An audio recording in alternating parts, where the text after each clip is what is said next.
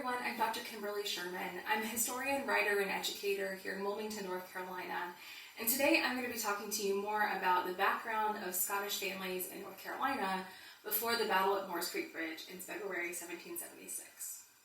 Scots had been around in North Carolina since before it became a royal colony. In the 1660s, when the Carolina colony was granted to 8 men, known as the Lords Proprietors, we already start to see Scots making their way into this new proprietary colony. One of the first is William Drummond, who serves as the proprietary colony's first colonial governor. Other important names that become key officials during this era that I often refer to as the Wild Wild West of the Carolina colony would include guys like Thomas Pollock and William Mall. With the influence of men like these, we start to see merchants, professionals, and other colonial officials from Scotland making their way into the colony and settling themselves in port towns like Bath, Edenton, and eventually Brunswick and Wilmington. The 1707 Treaty of Union between Scotland and England eventually allowed for more Scots to get involved in the British Atlantic world. However, it's not simply a turning point, but more of an extra layer to the already wide opportunities available to Scots in and around the Atlantic and in North America before 1707. By the time we get into the early part of the 18th century, it's clear that the Carolina colony is starting to diverge into two different major settlements, that in the north and that in the south. And the two eventually become separate colonies of North Carolina and South Carolina. By 1729, North Carolina is on the path to becoming a royal colony. That means that the Lords Proprietors, all but one, have actually given their ownership of the colony back to the Crown of Great Britain. And in doing so, the colony would be managed by the Crown and Crown officials like the Board of Trade. The Board of Trade selects as its first royal governor for North Carolina a Scotsman, and his name is Gabriel Johnston. Johnston is from the Scottish borders near Southdean, and eventually also spends time in Dundee as well as in St. Andrews, before eventually making his way to Glasgow and then finally London. And it's in London that he makes a lot of political connections, like with Spencer Compton, the Earl of Wilmington, that will eventually get him the patronage and financial sustainability to be able to make his home in North Carolina. And that's when he becomes the first royal governor. He'll have a tenure from 1734 to 1752, which is one of the longest running governorships of the colonial era. Johnston, although he was Scottish, was someone who certainly wanted to see North Carolina develop into a colony that would be much more on par with its neighbors like Virginia and South Carolina. In reality, North Carolina kind of lagged behind in terms of the economy, society, and even politics. And so Johnston really wanted to see that turn around. One of the ways that he felt that could happen would be through the encouragement of immigration. Now, we don't have any direct evidence that says that Johnston encouraged wide numbers of Scottish families to come to North Carolina. But we do know that he was able to support legislation through the North Carolina Assembly that would allow some of these families to find better opportunities once they made their way to North Carolina. And it's during his governorship that the first of the major Scottish Highland family immigrations comes to the colony. The first significant Highland Scots immigration group to come to North Carolina were a group of about 350 settlers known as the Argyle Colony. And they arrive on board a ship from Saltcoats called the Thistle, and they leave Campbellton and Argyle and make their way towards Brunswick and Wilmington in September of 1739. Now, there were certainly Highland Scots in the colony before this. Many of them had come over in maybe small groups or small families, maybe as one or two individuals at a time that might have connections already in the colony, but we don't see this kind of large-scale immigration happening until right before the 1740s. There is evidence of a few individuals who, prior to 1735, would have come from the Highlands of Scotland and settled in the Lower Cape Fear. One of those is James Innes of Caithness. Another is William Forbes, who was likely from the northeastern part of Scotland around Aberdeen. Both of these men eventually gained land in the Upper Cape Fear. We know this via land grant records that we have in the state archives. And eventually they established themselves in professions and in other political spheres of the region. And the Argyle Colony will make its way up into the upper Cape Fear Valley, where they will settle around what becomes known as Cross Creek in the area that is today Fayetteville. It's really here that a Highland enclave starts to form, and it's a community that grows over time because of constant immigration over the coming decades. It is an area that will retain a lot of its cultural significance and ethnic divergence from the rest of the colony for some time, but it's not entirely isolated. It's one thing that we should definitely remember is that although these Highland Scots are kind of remaining in a community in which they share language, the Gaelic language to be exact, they share the religious community of the Presbyterian Kirk, and they also share a lot of other cultural practices. They aren't simply exclusive and cut off from the rest of the Carolina colony. One of the major families to come along with the Argyle Colony in 1739 were the McAllisters. Call McAllister was one of the first of those leaders, including Duncan Campbell and Neil McNeil and others who were part of orchestrating the Argyle Colony. And after his death, his son Alexander really became the patriarch, if you will, of the McAllister family in North Carolina. He maintained a long-distance correspondence with a lot of family and kinsmen back in Scotland, specifically in Argyle and around the area of Tarbert, because he not only wanted to retain the importance of kinship connections in that region, but he also provided a lot of information to kin who were interested in migrating to North Carolina.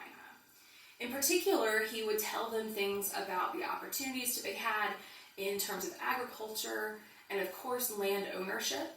The fact that many people who immigrated to North Carolina would no longer have to be servants, and that they would have simply more economic freedom, even though it might be a little bit difficult at first.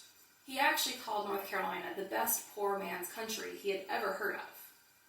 The largest waves of Scottish settlement came into North Carolina in the 1740s, in the late 1750s, and again in the 1760s and 70s.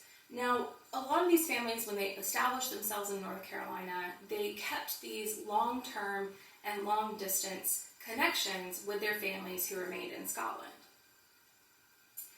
This would open up a conduit, if you will, for immigration, and that kind of serial migration would allow for Scottish families arriving in North Carolina to find connections with families that were already here and find financial support, guidance, and other advice for making their way easier and getting established more quickly.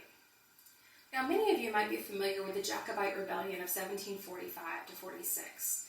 And this, of course, culminated with the very detrimental battle for the Jacobites at Culloden in Scotland in April of 1746, when Bonnie Prince Charlie's supporters were defeated and the Jacobite cause completely obliterated. That eventually led to a lot of big cultural and economic changes across the Highlands of Scotland in really what became a wiping out of Gaelic culture. But many historians have looked at this time period and tried to understand how this influenced long-term Scottish migration.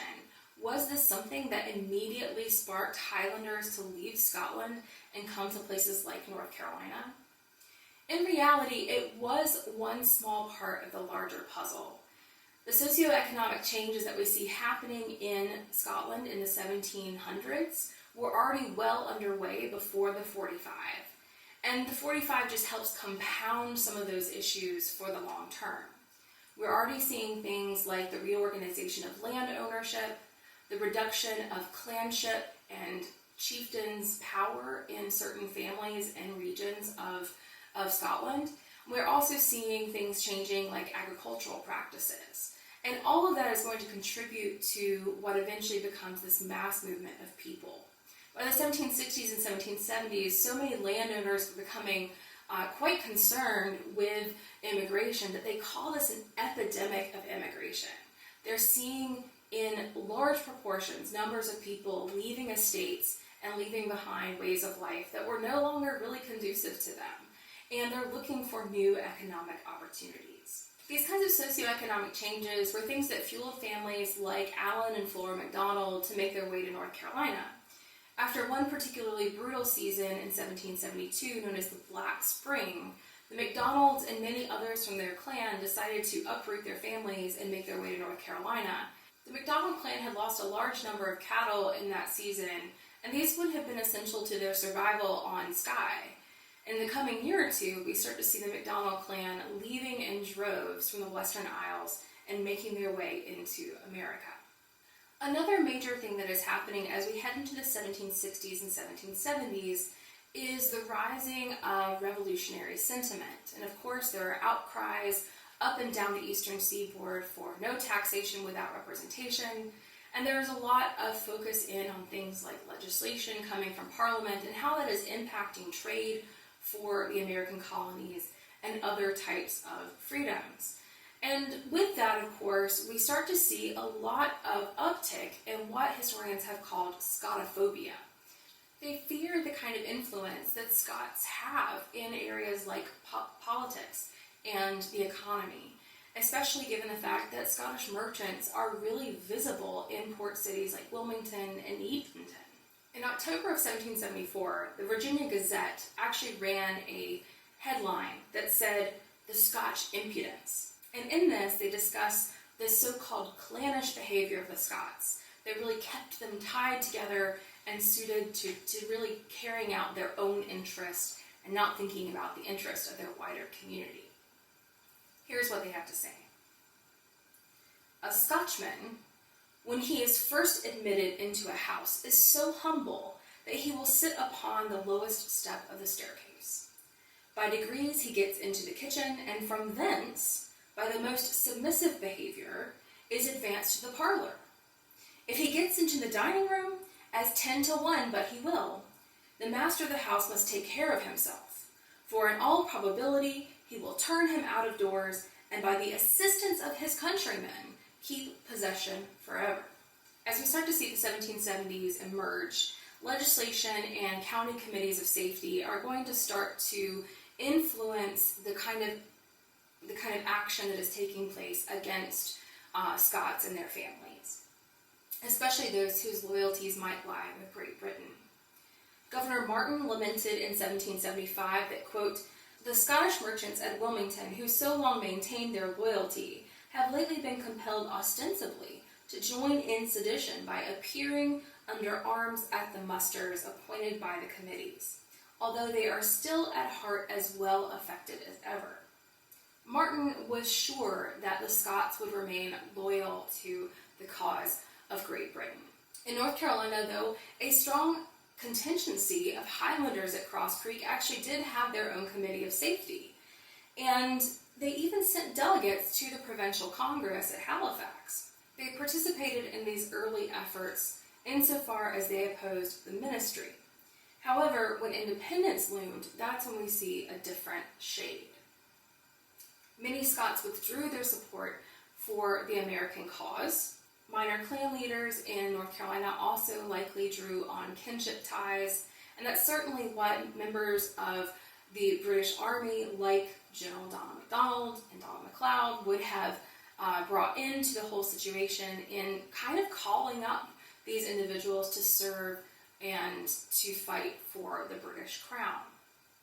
These clan leaders would exercise sway over their own kin and be able to help support the cause of restoring British authority and royal authority in North Carolina. That same community would go on to provide the base for a loyalist militia that would ultimately face off with revolutionaries at Moore's Creek Bridge in early 1776. And at this point in time, we have to remember too that it wasn't so simple to categorize Scots, or any other North Carolinians for that matter, into groups of loyalists or patriots. And actually, patriots is really quite an anachronistic term. Really, they were revolutionaries or rebels.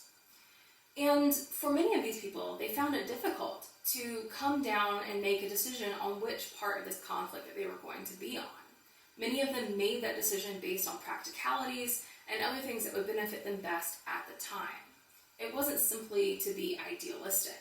Whatever Scots chose to do, or in many cases were forced to do, we know that this greatly affected their families and their professional worlds. And it's not long before we see them marching eastward towards Moore's Creek Bridge.